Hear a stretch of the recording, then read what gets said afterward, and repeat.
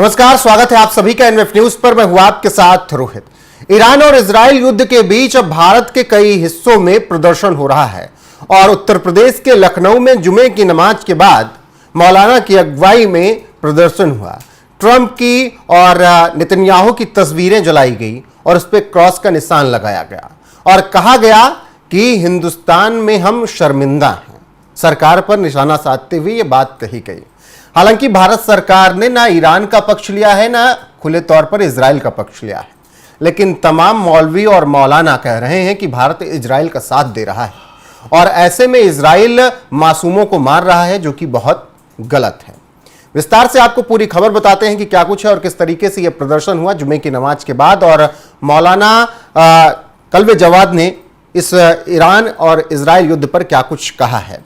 आपको बता दें कि लखनऊ बड़ा इमामबाड़ा में आसिफी मस्जिद पर जुमा की नमाज के बाद शिया मुसलमानों ने मौलाना कल्बे जवाद की मौजूदगी में इजराइल के खिलाफ प्रदर्शन किया और इस दौरान मौलाना जवाद ने कहा कि हम हिंदुस्तान से शर्मिंदा हैं। हमारा मुल्क इजराइल अमेरिका का साथ दे रहा है, अमेरिका इजराइल का साथ दे रहा है और ये इसी वजह से इजराइल मासूमों को मार रहा है। इस दौरान मौलाना ने नमाजियों के साथ अमेरिका के राष्ट्रपति डोनाल्ड ट्रंप और इजराइल के प्रधानमंत्री बेंजामिन नेतन्याहू की तस्वीर जलाई। शिया धर्मगुरु कल्बे जवाद की अगुवाई में सैकड़ों शिया समुदाय के लोगों ने विरोध प्रदर्शन किया और एक से बढ़कर एक जलील शब्दों का उपयोग अमेरिका और इजराइल के लिए किया और नारे लगाए हैं। प्रदर्शन कर रहे लोग हाथ में ट्रंप मुर्दाबाद की तख्ती लेकर पहुंचे।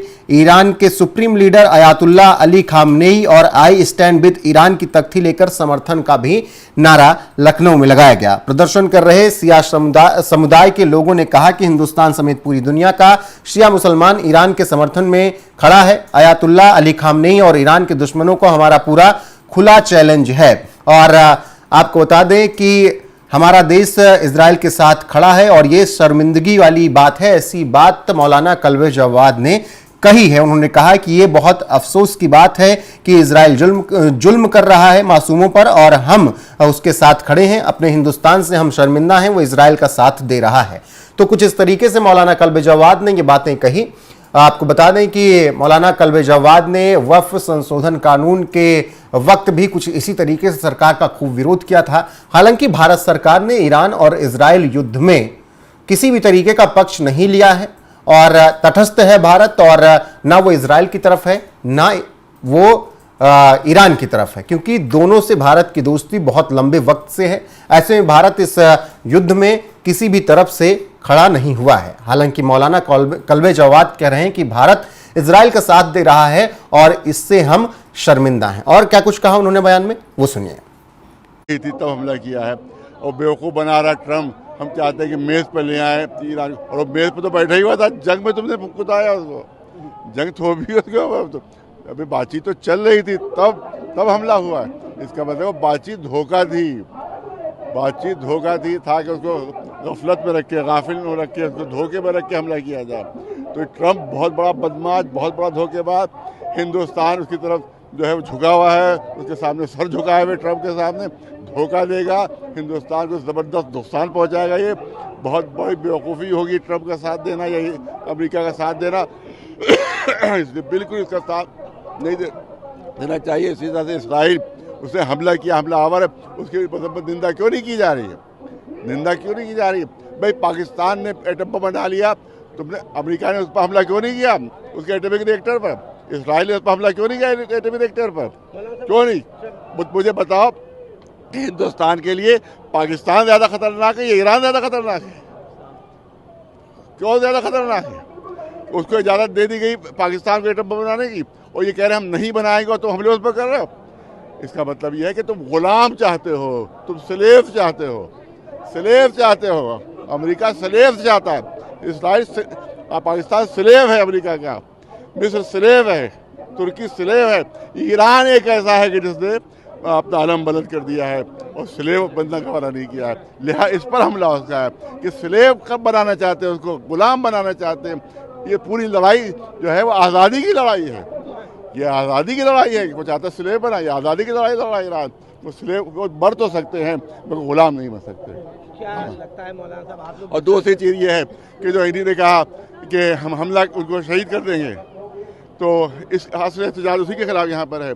जो इसराइल ने कहा कि शहीद कर देंगे आयतुल्लाह ख़ामनेई को, और जो अमेरिका ने कहा कि हम शहीद कर देंगे, जब दिल चाहे शहीद कर देंगे, यही जुमले होंगे, जब दिल चाहे हम मार दें। हमें मालूम है वो कहाँ रहते हैं। तो याद रखो कि एक बाल भी अगर हमारे रहबर आयतुल्लाह ख़ामनेई का अगर बीका हुआ तो हिंदुस्तान में किसी अमेरिकन को घुसने नहीं दिया जाएगा, हिंदुस्तान में किसी इसराइल को घुसने नहीं दिया जाएगा। हमारे किसी होली प्लेस में हम इजाज़त नहीं देंगे कि कोई अमेरिकन या कोई इसराइली हमारे होली प्लेस में विजिट करे। हम उससे प्रोटेस्ट करेंगे, उसको आने से रोकेंगे। अगर उसने हल्के से एक रोए को भी नुकसान पहुंचा, मारना तो बहुत दूर की बात है, शहीद करना तो दूर की बात है, एक रोया भी अगर उनका उखड़ गया अमेरिका इसराइल के ज़रिए से, तो हम अमेरिकन और इसराइली के खिलाफ यहाँ प्रोटेस्ट करते रहेंगे और उनकी यहाँ घुसने नहीं देंगे। वापस आने की, क्योंकि हम सेफली वापस आ गए, लेकिन कहीं ना कहीं हमारी जो पढ़ाई छूट रही है, we are worried about that also. वहाँ के हालात बहुत खराब है, वहाँ के लोग बहुत डरे हुए हैं। इवन जब हम आ रहे थे तो हमें वहाँ से बहुत कॉल्स आ रही थी कि यहाँ सिचुएशन एक्सट्रीमली क्रिटिकल है, बहुत ज्यादा अच्छे तरीके से। हमने शायद इतना एक्सपेक्ट भी नहीं किया था। हमारी डॉर्मेट्री डोर से लिटरली उन्होंने हमें लाया है, हर एक स्टेप पे, हर एक पॉइंट पे हमारी हेल्प की। यहाँ तक पहुँचाने में हमें आई डोंट थिंक किसी को भी कोई प्रॉब्लम हुई होगी। हम उसके लिए बहुत ग्रेटफुल है जो गवर्नमेंट ने रोल प्ले किया हमें यहाँ तक लाने में, सेंट्रल गवर्नमेंट ने। दुख भी है कि पढ़ाई छोटी पड़ रही है, 4th ईयर था तो मतलब उम्मीद थी कि पूरा करके ही वापस लौटेंगे, लेकिन अचानक से वापस आना पड़ा। उस बात की दुखी है, लेकिन खुश है कि अपने माँ बाप से मिलेंगे, क्योंकि जो माहौल वहाँ देखा था उस हिसाब से लगा नहीं था कि ऐसे घर कभी जा पाएंगे, घर वालों से मिल पाएंगे। I will really appreciate the Iranian people because they are like very strong, मतलब उस हिसाब से कि मतलब वो वैसे नहीं है कि कुछ हो जाए and they will shut down everything.